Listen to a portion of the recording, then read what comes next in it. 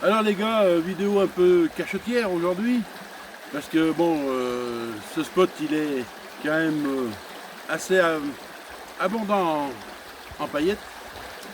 J'étais venu l'année dernière mais j'étais beaucoup plus bas, donc j'avais trouvé 3 ou 4 paillettes pour plus, que d'habitude j'en fais 20-25. Et puis là je suis remonté en repérage, parce que il faut repérer, comme vous savez, je vous le dis souvent, pour aller voir si ça a bougé durant l'hiver.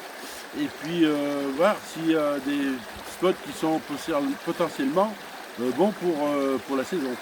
Voilà, donc je cache un petit peu les choses aujourd'hui, c'est vrai, mais c'est pour moi aussi du temps de recherche pour orpailler. Alors, quelques trucs, je vais me les garder aussi, c'est parce que c'est une petite pépite qu'il faut que je garde pour moi, mais je vous ferai quand même voir quelques plans qui peut éventuellement vous mettre sur la voie pour ceux qui cherchent de l'or régulièrement. Voilà, et puis même au début. Alors voilà un premier spot que j'ai trouvé, qui a l'air d'être relativement intéressant. Je ne sais pas si c'est naturel ou pas, mais je pense qu'à mon avis non. Mais il y a quand même des choses qui sont relativement intéressantes au niveau de ce héros tombant. Quand il y aura un petit peu moins d'eau dans l'été, là, ça serait intéressant d'aller faire un petit tour derrière ces petits roches là. Il y en a 2, 3, 4, 5, 6 roches. Et puis même entre les roches elles-mêmes, il doit y avoir du dépôt, donc peut-être qu'il y a de l'or. Bon, ça c'est à confirmer cet été, quand il y aura un tout petit peu moins d'eau, parce que je sais que bon, l'eau elle va descendre, c'est sûr et certain.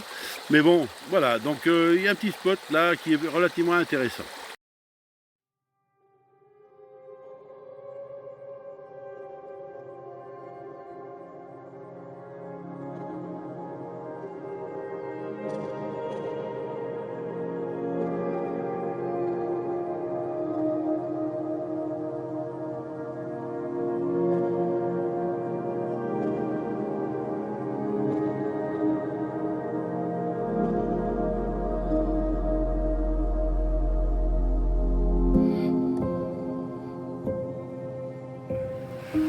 De ce qui se passe quand ce ruisseau est en crue, je vais dire entre le bas de la rivière qui est là et le haut des branchages qui sont amoncelés entre les deux arbres, il y a à peu près 2,50 m, 3 mètres.